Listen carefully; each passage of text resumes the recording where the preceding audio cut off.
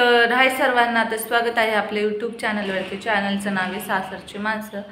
तर कसे आहात सगळे? मस्त आहात ना? मी पण मस्त आहे. तर व्हिडिओ बनवण्याचा मुद्दा असा आहे, मला एवढं भयंकर टेन्शन आले, म्हणजे मी एवढं कालपासून एवढं रडते, प्रमाणाच्या बाहेर रडते आहे. आज जरा उपवास आहे, आज गुरुवार आहे. आजपासून लक्ष्मीव्रत म्हणजे मार्गशीर्षचा पहिला गुरुवार आहे, तर आज उपवास आहे. पण हे झाले ना, माझा दुसरा दिवस आहे, त्याच्यामुळे मला काय पूजा वगैरे मांडता येणार नाही, पण मी पुढच्या गुरुवारी नक्की करेन.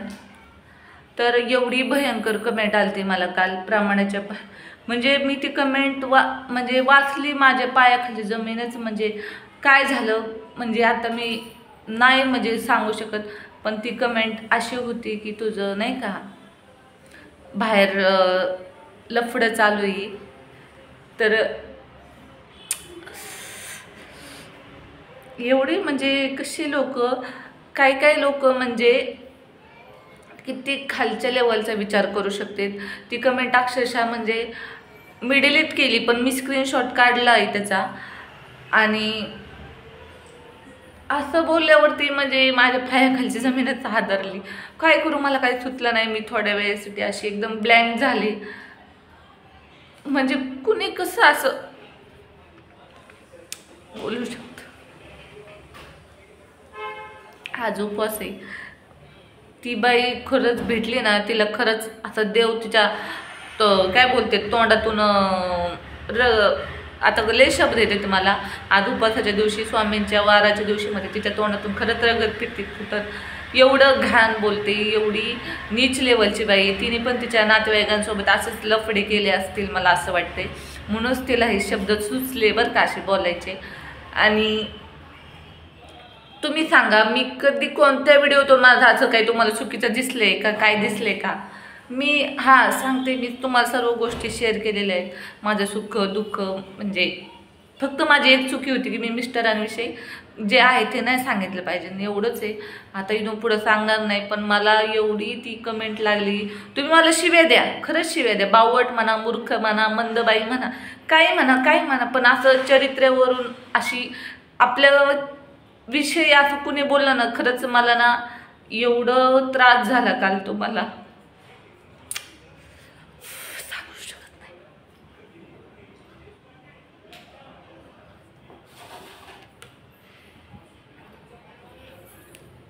काय सांगू शकत.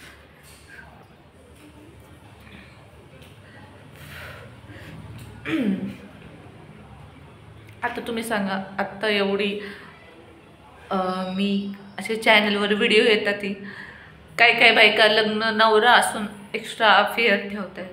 परत तुम्ही त्यांच्या चॅनलला त्यांना चांगलं म्हणतात, अरे वा असंच तू खुश राहा, असंच तू हे कर. अरे माझ्या व्हिडिओतून तुम्हाला कधी काही असं चुकीचं दिसलं का? कधीच नाही. मी नाही असं नाही का घरातलं दाखवते, डेली रुटीन. तर एवढी तुम्ही असं कमेंट नाही करू शकत. असं तुम्हाला तेवढा अधिकार नाही असा. आता ना मला रडू येतं. मी माझ्याकडे सगळे प्रूफ आहेत. आता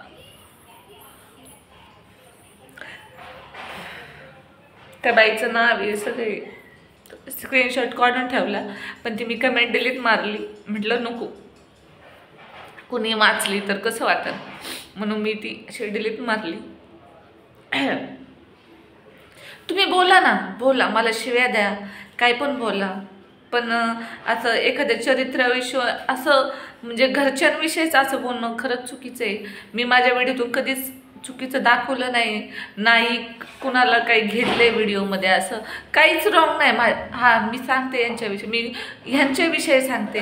बाकीच्यांच्या व्हिडिओमध्ये माझं नाव नाही, गोष्ट नाही, काहीच नसो, कुणाविषयीच काय नसतं. मग तुम्ही कसं काय असं बोलू शकता? मला एवढंच सांगा, कसं काय, कोणत्या अधिकाऱ्याने बोलले मला असं की तुझं बाहेर लफडं चालू आहे म्हणून तुझा नवरा असा वागतोय? आता तो म्हणजे कुणासोबत चाललंय ते पण मी सांगू शकत नाही, कारण नको आपल्याला इथं राहायचंय. म्हणजे परत म्हणजे नात्याला कलंक लागल्यासारखं एक प्रकारे. मी बोलन पुढचा विषय पण बोलन, पण आता मला काही शब्द फुटत नाहीत, खरंच नाही फुटत. आईंना म्हटलं आई तुम्ही बोलाय विषयावरती, पण आई कसं आई गेल्या त्या घरी आणि मी आत्ताच आले. मला आज उपवास आहे गुरुवारच्या दिवशी. खरंच मी स्वामींकडं एकच प्रार्थना, त्या बाईला ना एकदम अशी तिच्या तोंड वाटून ना किडं पडू दे तिच्या तोंडात आहे. एवढं घाण विचार करते, एवढी ती कोण नालायक बाई. खरंच शिव्या येतात, सगळ्या प्रत्येकाला शिव्या येतात, शिव्या येतं असं नाही, पण आपल्याला नाही द्यायच्या तोंडातून शिव्या, खरंच नाही द्यायच्या. आपल्या तोंडातून फक्त देवाचं नावच झालं पाहिजे ना, असं कुणालाही वाईट बोलणं. पण ती बाई एवढी नालायक म्हणावं लागत की त्याचं नाव ते खरंच नालायकच म्हणावं लागेल, कारण तिने तसे धंदे केले असतील म्हणूनच तिला सुचलं. आता याच्या पुढं मी काय नाही बोलू शकत. पण मला अशी ती कमेंट लागली प्रमाणाच्या बाहेर. तुम्हाला म्हणजे दुसऱ्यांचे एवढे काही म्हणजे बरेच असे यूट्यूबर आहेत, नवरा असून ते म्हणजे नाही का एक्स्ट्रा अफेअर, किंवा आता चालले सध्या यूट्यूबवरती नवरा बायकोच्या पार पैशासाठी झगडे चालले आहेत, पार एकमेकांच्या आता बोलले असते. पण आजपर्यंत आमच्या व्हिडिओमधून एक पण शिवी नाही आली नाही, इथपर्यंत आम्ही कुणाला असं घालून पाडून पैशासाठी आम्ही एवढं खालच्या लेवलमध्ये कधीच गेलो नाही. तुम्ही प्रत्येक व्हिडिओ बघा आमचे, असं पैशासाठी हाणामारे केली ना, नवऱ्याला शिव्या दिल्या ना, काय दिल्या काय. मग असं व्हिडिओत आमचं चुकीचं कधी दिसलंच नाही. तुम्ही कसं काय असं बोलू शकता. आता माझ्या लग्नाला किती 8 वर्ष झाले. 8 वर्षात माझ्या मिस्टरांनी म्हणजे एक प्रकारे विश्वासच आहे. लग्न केलं म्हणजे आपण असं नाही की नवऱ्याचा विश्वास तोडून आपण ह्या सर्व गोष्टी करायच्या. आता मला ना काल रात्रीपासून एवढं चक्करवणी होतंय ना, मला ना खरंच ती वेळ आली ना, मी काय करेन माझ्या जीवाचं मलाच नाही सांगता यायचं. मला माझ्याविषयी कोणी काय बोललं मला खरंच नाही सहन होत, खरंच नाही सहन, कुणालाच नाही होत. कोणतीच म्हणजे बाई असो तिच्या म्हणजे चरित्राविषयी असं कुणी बोललं नाही सहन होणार, खरंच नाही. मला तसंच झालं. ती बाई दिसली ना, खरंच तिला मी म्हणजे काय केलं असं सांगतच म्हणजे हेच नाही, विषयच नाही. मी आईना घेणार आहे पुढच्या व्हिडिओ, आईना घेणार आहे. आता मी खिचडी बनवते. आज उपवास आहे गुरुवारचा, आणि पण मला काही पूजा मांडता येणार नाही, पण पुढच्या गुरुवारी नक्की मांडन.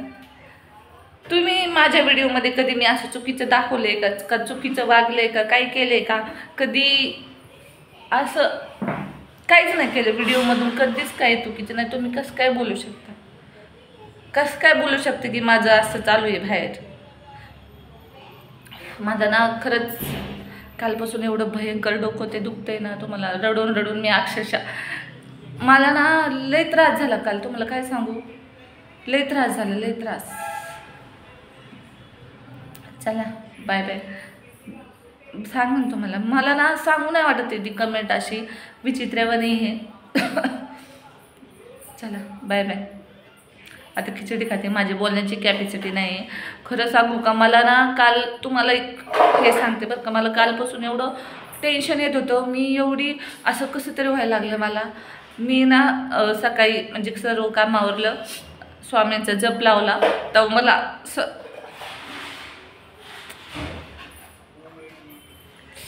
एनर्जी आल्यावर झाली थोडीशी. बाय.